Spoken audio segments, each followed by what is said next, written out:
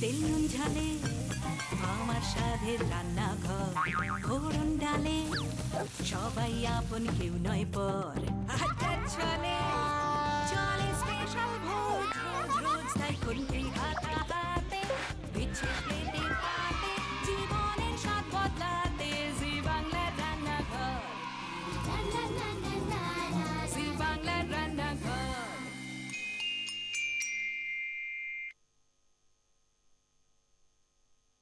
50-এর দশক, পাশাপাশি নাম দুটি সুপারহিট জুটি, উত্তম সাবিত্রী, চ্যাটার্জি চ্যাটার্জি। 50-এর দশক ভরা রয়েছে উত্তম সাবিত্রীর সমস্ত হিট ছবিতে। যেমন 1952 সালে এলো বসু পরিবার, 1953 সালে লাখ টাকা, 1954-তে এলো ঠিক তার পরের বছর চাঁপাডাঙ্গার বউ। তার পরের বছর 1955 সাল এলো রাতভর। তার পরের বছর এলো নবজন্ম। নবজন্মের ঠিক পরের বছর রিলিজ করলো অভয়ের বিয়ে। তার পরের বছর মানে 1958-তে রিলিজ করলো ডাক্তারবাবু। তার ঠিক পরের বছর মানে 1959, এই সালটা সব থেকে বেশি গুরুত্বপূর্ণ, কেননা দুটো সুপারহিট ছবি, মরুতীর্থ হিংলাজ এবং গলি থেকে রাজপথ। উত্তম সাবিত্রী একের পর এক ছবি এর পরেও রয়েছে, এবং যিনি আমাদের আজকে সেলিব্রিটি গেস্ট, তার ঝুলিতে রয়েছে মহানায়ক উত্তম কুমারকে নিয়ে তার ভালো লাগা স্মৃতি, এবং অবশ্যই সাবিত্রী চট্টোপাধ্যায়ের সঙ্গে তার কাটানো কিছু বেশ ভালো সময়ের স্মৃতি। মানে উত্তম 50, সাবিত্রী 50, স্মৃতির ঝুলিতে রয়েছে 50-এ 50। দেখে নেব আমার ভীষণ কাছের বন্ধু দেবলীনা দত্তকে।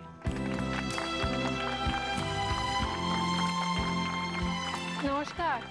নমস্কার, স্বাগত আপনাকে। প্লিজ বসুন। বসি? বসুন প্লিজ। কেমন আছেন বলুন? আমি আপনার ভীষণ ফ্যান। আপনি তো সুদীপা, আর আপনার রান্নাঘরেরও আমি ভীষণ ফ্যান। আমি দেখি। আমি আপনার অসম্ভব ফ্যান ছেলেবেলা থেকে, যখন স্কুলে। আমি তো আপনাকে জন্মাতে দেখেছি এবং নিজে হাতে মানুষ করেছি, কিন্তু এখন এই যে রান্নাঘর, তাতে আপনি যা হয়ে উঠেছেন সেটার আমি ফ্যান হয়ে গেছি। আর যখন যখন আপনি আমাকে ডাকেন তখনই আমি একমাত্র রান্না নিয়ে একটু নাড়াচাড়া করি। বাকি সময় রান্না নিয়ে প্র্যাকটিস হয় না? একদমই হয় না, কিন্তু রান্নাঘর দেখা হয়। আচ্ছা, আমি বিশ্বাস করুন, আমি তো এক আকাশের নিচে থেকে আপনার ফ্যান। মানে তখন থেকে আপনি এখন অবধি কি করে নিজেকে একই রকম রেখেছেন? আপনি বলছেন আমি একরকম রেখেছি? হ্যাঁ, একটু বললে আপনি জানি না রেগে যাবেন কিনা, একটু ওয়েট পুট অন করেছেন, আর এর বেশি কিছু হয়। এই যে এটা তুই বললি পিঙ্কি, আমি যে কি খুশি হলাম। মানে এরপর আমি আর অভিনয়টা কন্টিনিউ করতে পারছি না তোর সঙ্গে। ভীষণ খুশি হই যদি আমাকে কেউ বলে আমি ওয়েট পুট। রেগে যাস না? না, আমার ভালো লাগে। ঠিক আছে। তো উত্তম কুমার সাবিত্রী চ্যাটার্জি তোর প্রিয় অভিনেত্রী, সাবিত্রী চট্টোপাধ্যায়, কিন্তু মানে সাবুদিকে নিয়ে তোর এক্সপিরিয়েন্স সেগুলো শুনবো, কিন্তু তার আগে একটুখানি বল উত্তম কুমারকে কেন, মানে উত্তম কুমারকে ভালো লাগে কেন? এটা একটা বোকা বোকা প্রশ্ন, কিন্তু তাও তোর কাছে উত্তম কুমার কিরকম? আমার কাছে উত্তম কুমার কিরকম জানিস? মানে গৌরব আমার নাতি, আমি ওকে তাই বলি। এবং গৌরবের যে বউ অনিন্দিতা, ও আমাকে ঠাম্মা বলে ডাকে। গৌরব এবং অনিন্দিতা আমাকে ঠাম্মা বলে ডাকে অফ স্ক্রিন, রিয়েল লাইফে, এবং আমি ওকে আমার নাত বউ বলি। আমি মানসিকভাবে ওনাকে বিয়ে করে ফেলেছি, আমি ভালোবাসি। হলে তো আমারও ছিল। আমি তো লক্ষ্মী পূজাতে বাড়িতে গিয়ে বেশ বউয়ের মতো ঘরোয়া সেজেটে যে সবাইকে এরম এরম করে। তুইও কি মানসিকভাবে বিয়ে করেছিস উত্তম কুমার? আমরা সবাই অনেকদিন। এটাই আর কি। মানে উত্তম কুমারের অভিনয় নিয়ে বলবো কেন, মানে বলার কোনো মানেই হয় না, কোনো ধৃষ্টতাই নেই আমার বলার। কিন্তু উত্তম কুমারের আপিল, মানে আমার যে কি, আমার জীবনের সব থেকে বড় আফসোস কি বলতো, অভিনয় জগতে এলাম কিন্তু উত্তম কুমার চলে যাবার পর ওনার প্রেজেন্টেশন, ওনার অভিনয়, ওনার আপিল, সেটাকে কিভাবে উনি ব্যবহার করবেন স্ক্রিনে, ওনার হিরোইনদেরকে যেভাবে উনি ট্রিট করতেন, অভিনয়, এক্সপ্রেশন, ফিজিক্যালি সব রকমভাবে, সেটা যদি খুব মাইনিউটলি আমরা নোট করি তাহলে আমরা দেখব যে উনি ওনার সময়ের থেকে অনেকটা এগিয়ে। ফলে যাকে দেখে মনে হচ্ছে যখন তিনি নায়িকার সঙ্গে প্রেম করছেন মনে হচ্ছে সেটা যেন আমিই হই, এবং যখন যে নায়িকার দিকে উনি তাকিয়েছেন মনে হয়েছে ওনার জীবনটা তার জন্যই, তাকে ছাড়া উনি বাঁচবেন না। সত্যি। আমরা যেটা ছাড়া বাঁচবো না সেটা অবশ্যই উত্তম কুমার, রবীন্দ্রনাথ, এগুলো তো বাঙালির জীবনে রয়েছে ওতপ্রোতভাবে। তার সঙ্গে সঙ্গে আরেকটা জিনিস রয়েছে, এটা হচ্ছে খাওয়া দাওয়া। মহানায়কও খেতে ভালোবাসতেন, রবীন্দ্রনাথও খেতে ভালোবাসতেন, আমিও খেতে ভালোবাসি, সেটা তুই জানিস। ভীষণ ভালোবাসে, সত্যি খেতে ভালোবাসে এবং খায়ও, বিরিয়ানি টিরিয়ানিও বেশ ভালোই খায়। তো আজকে আমাদের কি শেখাচ্ছিস শুনি? আমি আজকে শেখাচ্ছি অরহর ডালের মালাই। তো চলো, কিচেন রেডি।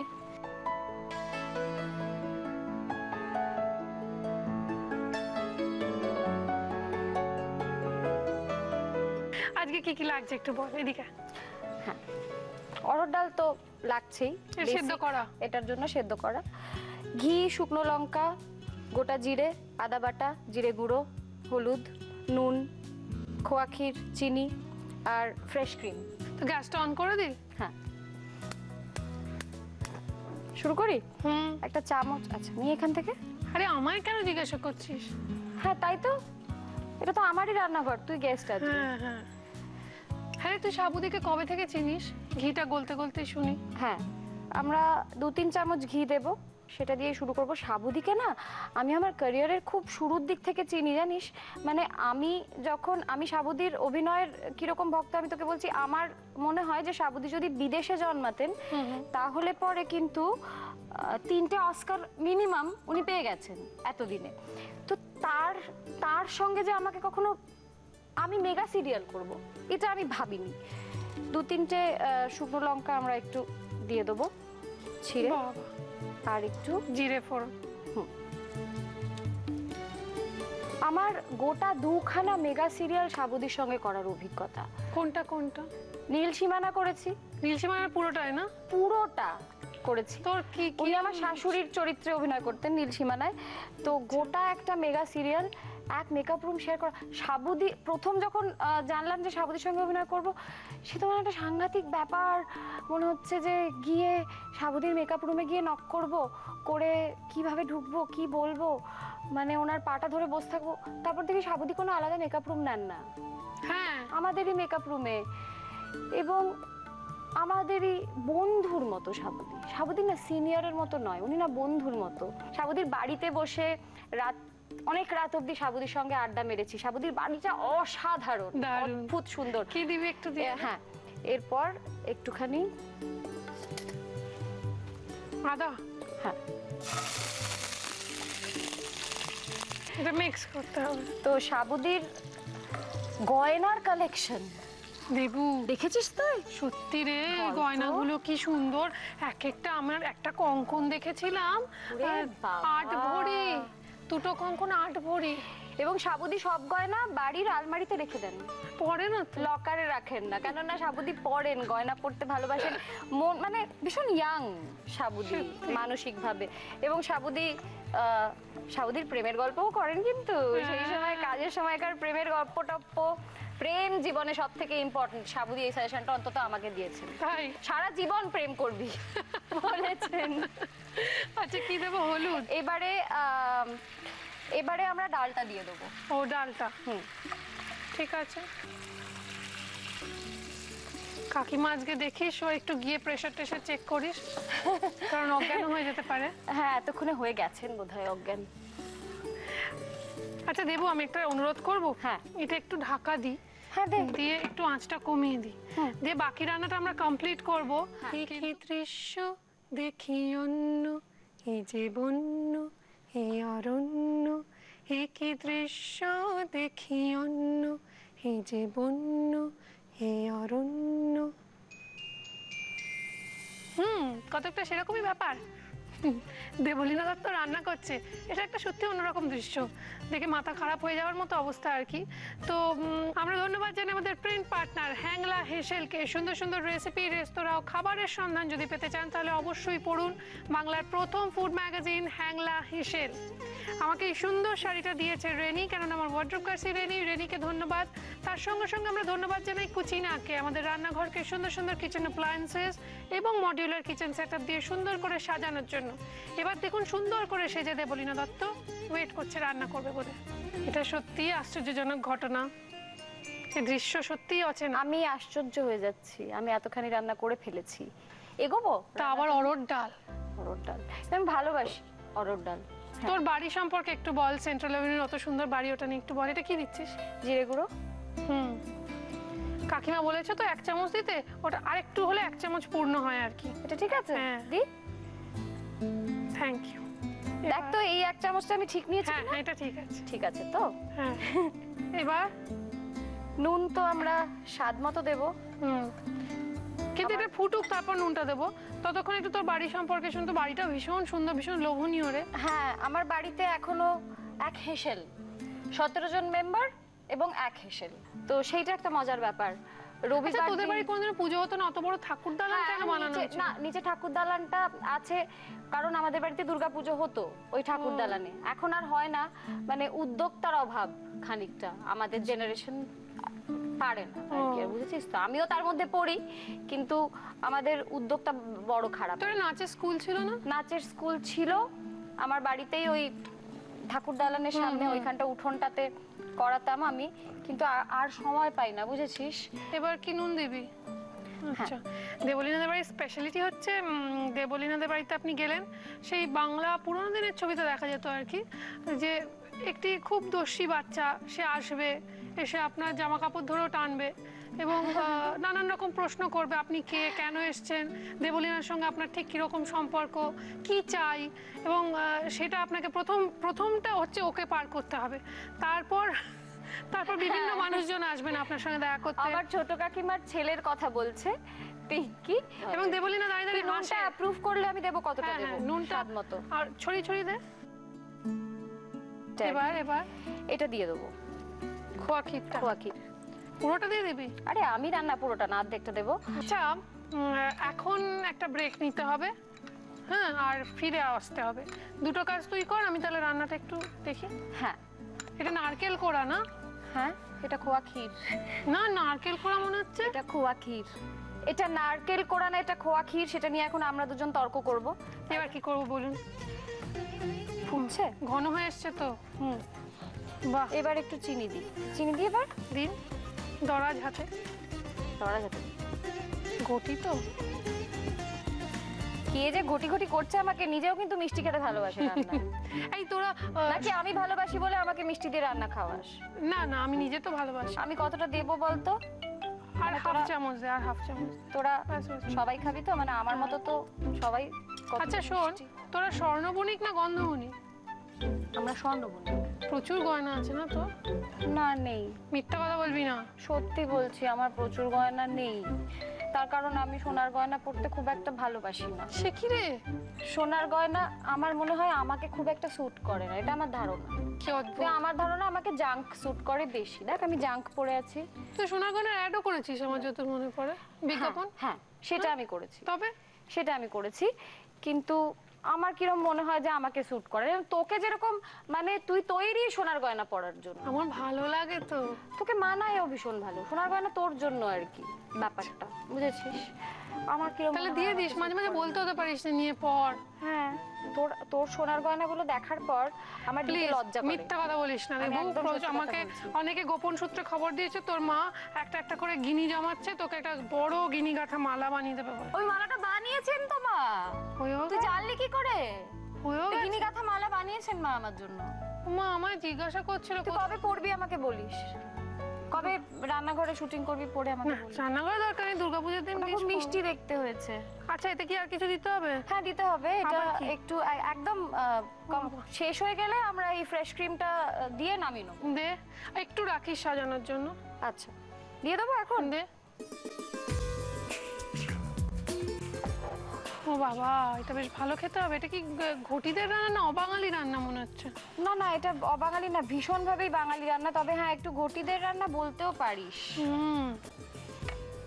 দারুণ দেখতে হয়েছে। সার্ভ করি।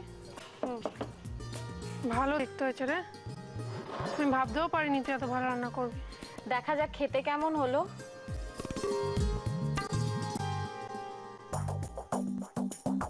আরে একটা কথা আমায় বলবি, আমার কোনোদিনও জানা হয়নি তোর কাছ থেকে। তুই তো ইংলিশ অনার্স নিয়ে পড়েছিস, ভালো ভালো স্টুডেন্ট, সেই ইংলিশটা তুই ইংরেজিটা বেশ ভালো জানিস, মানে ইংরেজি সাহিত্যও পড়েছিস প্রচুর।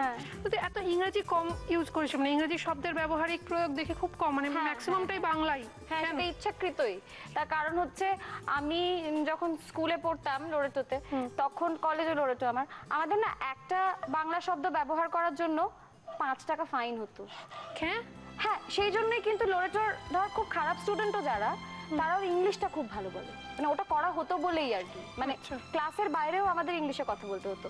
তো সেই জন্য তখন থেকে আমার একটা জেদ চেপে গিয়েছিল, আমি স্কুলের গেটের বাইরে যেই পা রাখবো আমি আর ইংরেজি শব্দ ব্যবহার করব না একটাও।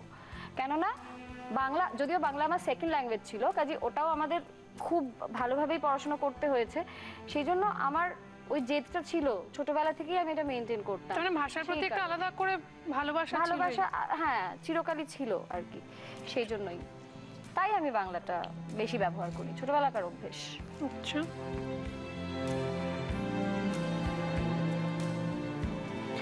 আমি শুধু আমাদের আজকের গেস্টকে গানিশ করার অনুমতিটা দিয়ে দিয়েছি, তাই সে সেটা করছে, সেটা সে খুব ভালো পারে, সে ধন্য করতো। সুন্দর লাগছে দেখতে, আর আমার এবার একটু একটু টেনশন হচ্ছে, কি জানি কিরম খেতে হলো। দারুণ খেতে হয়েছে বলে আমার ধারণা। রান্না রেডি অ্যান্ড সার্ভড। এই রেসিপিটার ওপর সবার আগে অধিকার হচ্ছে আপনাদের, তাই হাতে লেগে আছে, একটু চাখতেও পাচ্ছি না আপনার অনুমতি না দিলে, আপনারা না দেখলে। তাই প্লিজ দেখে নিন রেসিপিটা আরও একবার। অড়হর ডালের মালাই বানানোর জন্য প্রথমে কড়াইয়ে ঘি গরম করে তাতে শুকনো লঙ্কা আর জিরে ফোড়ন দিয়ে ওর মধ্যে একে একে আদা বাটা, সেদ্ধ করা অড়হর ডাল দিয়ে আঁচ কমিয়ে ঢাকা দিয়ে রাখতে হবে বেশ খানিকক্ষণ। এবার ঢাকনা খুলে জিরে গুঁড়ো, হলুদ গুঁড়ো, স্বাদ মতো নুন আর গ্রেট করা খোয়া ক্ষীর দিয়ে ভালোভাবে নাড়াচাড়া করে তাতে চিনি আর ফ্রেশ ক্রিম দিয়ে ভালোভাবে মিক্স করে গরম গরম সার্ভ করুন অড়হর ডালের মালাই। এবার দেখে নিন নিউট্রিলার আজকের টিপ। অড়হর ডাল শরীর ঠান্ডা রাখে, মুখ ফর্সা করে, এই ডাল হজম হয় তাড়াতাড়ি। অড়হর ডাল রুক্ষ হলেও দই বা দুধ দিয়ে রান্না করলে সেই রুক্ষতা নষ্ট হয়ে যায়। এত খেটে খুঁটে রাঁধলি, তোর এই রান্না যদি সপ্তাহের সেরা বলে নির্বাচিত হয় তাহলে কুচিনা তোকে দেবে একটা ম্যাপেল টোস্টার, আর যদি হয় সেরা মাসের সেরা তাহলে কুচিনা তোকে দেবে একটা অটো ক্লিন টেকনোলজি সমৃদ্ধ এবং অয়েল কালেক্টর যুক্ত সুন্দর কিচেন চিমনি। তার সঙ্গে সঙ্গে এই রান্না চেপে বেরোবে আমাদের প্রিন্ট পার্টনার হ্যাংলা হেসেল নামক জনপ্রিয় পত্রিকা। এটাই মাসের সেরা সিলেক্টেড। তুই কি করে সিলেক্ট করবে? এটা তো জনগণ সিলেক্ট করবে ভোট দিয়ে। ও, তাহলে আমাকে ভোট দিয়ে আমার রান্নাটাই মাসের সেরা করে দিন না প্লিজ। দেবলীনা দত্তর রান্না যদি আপনাদের ভালো লাগে তাহলে আপনার মোবাইলের রাইট মেসেজ অপশনে যান, গিয়ে ক্লিক করুন, করে RG কথাটা লিখে স্পেস দিয়ে DEBLENA দেবলীনা কথাটা লিখে স্পেস দিয়ে আপনার নাম আর লোকেশন টাইপ করে পাঠিয়ে দিন 57575 এই নম্বরে। কেননা যারা ভোট করবেন তাদের মধ্যে থেকে সর্বাধিক ভোটদাতা যারা হবেন তাদের মধ্যে থেকে একজনের নাম কম্পিউটার প্রতিদিন র্যান্ডমলি সিলেক্ট করবে এবং তারা পাবেন, মানে টোটাল 50 জন পাবেন রান্নাঘরের অডিশনে আসার সুযোগ। সেখান থেকে যারা সিলেক্টেড হয়ে এখানে এসে 4টা ছেলে রান্না শেয়ার করবেন তাদের প্রত্যেকের জন্য থাকবে দিদি নাম্বার 1-এর অডিশনে ডাইরেক্ট এন্ট্রি। সুতরাং দেবলীনাকে আপনারা একবার না একাধিকবার একদিনেই ভোট করতে পারেন। যত বেশি ভোট করবেন আপনার এখানে আসার সম্ভাবনা বাড়তে থাকবে। আমাকে ভোট করুন যাতে আমার রান্নাটাই মাসের সেরা হয়। আপনারা বানিয়ে দেখবেন, এটা দুর্দান্ত, এটাই আপনাদের সেরা লাগবে। আমি খেয়ে দেখা যাক কিরম হয়েছে। তার আগে তোর জন্য কিছু গিফট আছে, সেগুলো কি কি দেখে নি।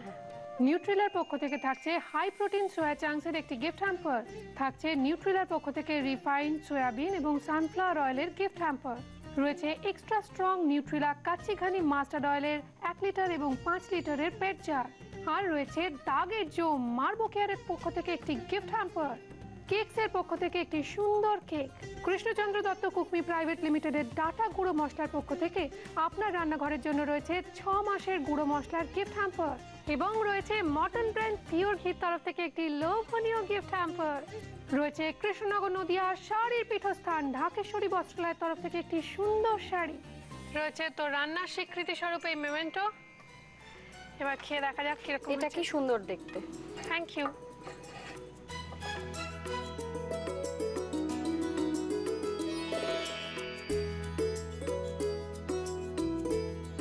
রিয়েলি অসাধারণ হয়েছে। কি যে ভালো লাগছে না।